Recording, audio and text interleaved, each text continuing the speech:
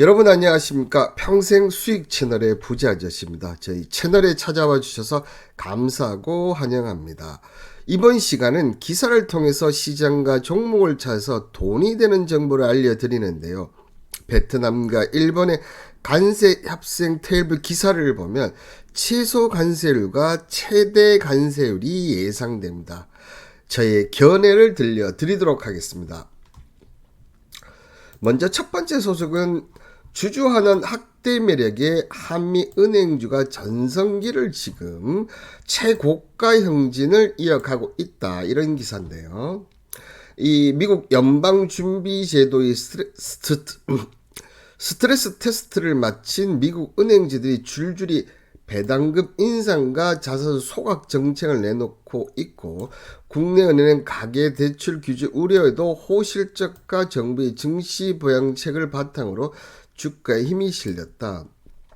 은행들은 금융위기를 가정한 재정 건전성 시험을 통과한 뒤 통상적으로 배당과 자사주 매입 소각 규모를 결정하면서 지금 이렇게 올라가고 있다. 이런 얘기인데, JP 모건 같은 경우는 분기 배당금을 1.4달러에서 1.5달러로 인상하고 500달러 규모의 자사주 매입 정책을 했고요. 그리고 뱅크 오브 아메리카 같은 경우는 배당금을 8% 인상하고 웰스파고는 주당 40센트에서 45센트로 올리는 등 정부와 금융규제 완화 방침에도 주가를 견인하였다. 자, 근데 한미가 좀 차이가 있긴 있죠. 지금 어떻게 보면 은행주들이 고가를 하는 이유들이 여러 가지 있지만, 미국은 스트레스 테스트 이후에 어떻게 보면 배당과 자사주 매입을 발표하면서 지금 상승하는 이런 측면이 있지만, 우리나라 같은 경우는 상법 개정을 통해서 저평가되었던 그런 부분들을 반영해서 올라가는 이런 차이점이 있고, 또한 물론 우리나라 은행이 고배당을 하지만, 자, 미국처럼 배당과 자사주 매입을 꾸준히 올리는 스타일이 아니란 점이 좀 차이점이 있습니다. 근데 여기서 우리가 한 가지 좀 봐야 될 부분은, 지금 이제 은행주가 상승을 한다는 거. 여러분들 주식을 하시다 보면 은행주 상승한다는 소식을 들어본 일이 잘 없으실 겁니다. 자, 그런데 이 은행주가 상승을 한다는 것은 그만큼 어떻게 보면, 자, 성장성 있는 종목들이 못 올라간다. 이런 반대의 개념도 좀 있다는 사실을 기억하시고요. 또 하나, 자, 국내은행 같은 경우가 가계대출 규제 우려에도 호실적을 발표하다고 하지만, 이 부분은 최근에 보면 저번 주에 부동산 담보대출 영향으로 신용대출을 이제 많이 썼다, 이런 것도 있습니다.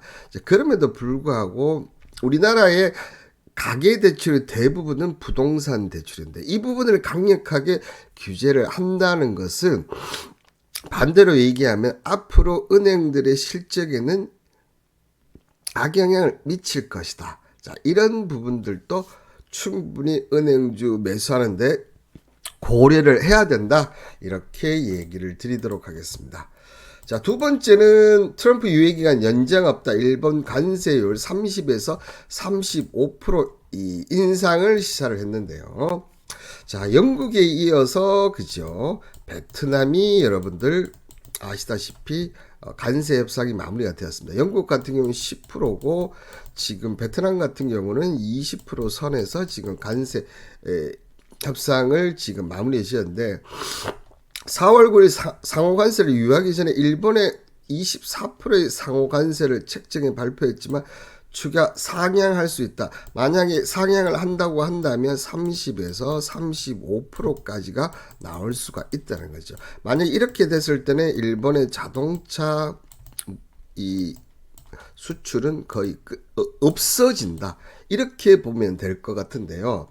자, 이런 10%, 20%, 24%, 35%까지 이런 관세율을 지금 본다고 한다면, 지금 최소 관세율은 여러분들 10%로 정해져 있다는 거죠. 자, 그러면 최대가 얼마가 되느냐? 자, 기본적으로 만약에 관세 협상이 실패를 했다고 하면 35% 전후가 최대가 됩니다.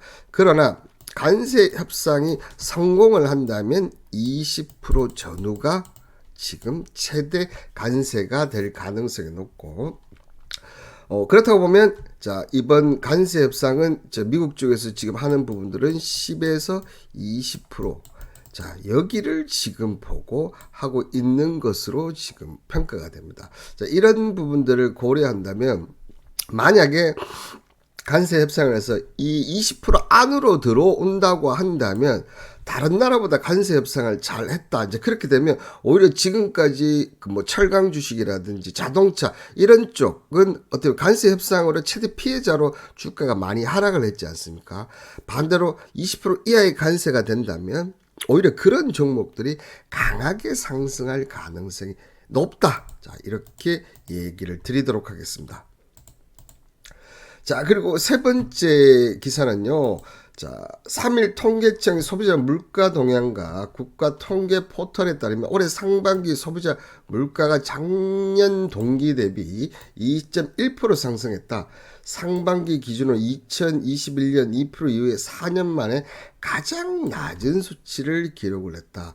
그러니까 물가가 너무 올라서 이제 더 안 올라가는 부분이 있을 수가 있고요. 또 하나는 내수가 너무 얼어붙어서 물가가 안 올라가는 이 두 가지가 있는데 지금 봤을 때는 이번에는 이 두 가지 중에서는 자, 이 뒤에 것이 좀 확률이 높지 않느냐 이렇게 좀 생각합니다. 그렇지만 일부 먹거리는 물가 상승률이 전체 소비자 물가를 크게 웃돌았는데요. 수산, 축산물 물가에서는 올해 상반기 각각 5.1%에서 4.3% 올랐다. 올해 초부터 가격이 줄줄이 인상돼 가공식품이나 외식 물가도 올랐다. 그런데 품목별로 보면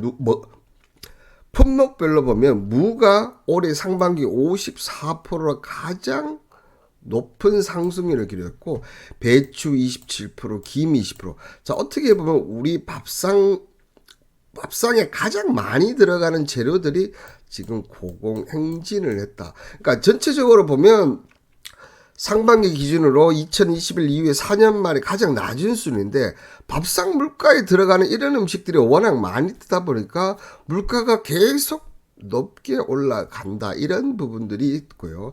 특히나 올해 지금 여름은 더 뜨거운 여름이 되고 있습니다. 이 여름에 날씨가 더우면 이런 채소나 야채 가격들을 잡을 가능성이 힘들다는 관점을 봤을 때 앞으로 이 밥상 물가 관련된 부분들은 가격들이 계속 상승 가능성이 높다는 사실을 꼭 기억하시고 우리는 그런 관련 종목들 주식들을 계속해서 개발하고 찾아내야 된다. 찾기 위해서 어떻게 해야 됩니까? 저희 방송 그죠? 구독, 좋아요 꼭 눌러주시길 바라겠고요. 자, 오늘 마지막 기사는 미국 반도체 세액 공제 35% 상향, 인텔 TSMC 미 투자 가속을 했다. 자, 이 현지에 지금 복수의 미국 현지 매체들이 트럼프 행정부가 추진 중인 빅 뷰티풀 빌이라는 상원을 통과하면서 하원으로 넘어갔는데 자, 이번 법안에는 미국 반도체 생산 설비에 대한 세액 공제 상향 내용이 포함되어 있다. 이번 법안이 최종 통과되면 인텔, 마이크론, TSMC 등 미국 내 제조 시설을 확장 중인 반도체 기업이 가장 큰 수혜를 입게 되는데요.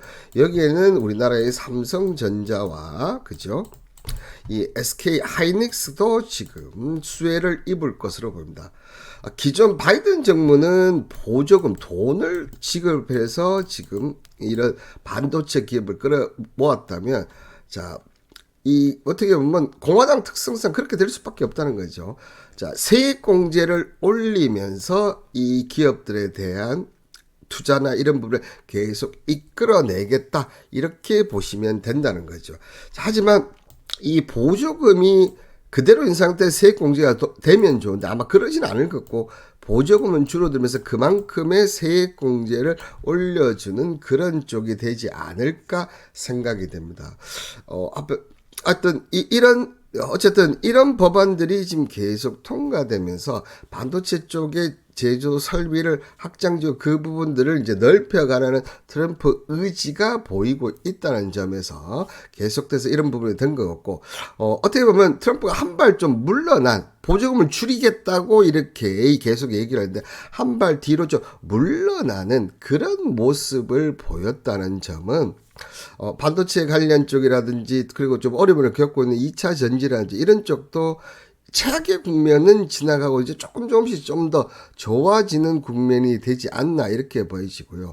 또 이런 이면에는 미국 기업들 특히 이 인텔이나 마이콜이나 이런 기업들이 뒤에서 많은 이런 부분들을 제안을 했지 않았을까. 왜냐하면 AI 쪽 성장 속도는 계속 발전했는데 그런 보조 부분이 줄어들면 투자를 하기 힘들다. 이런 쪽의 얘기를 계속 했지 않았나.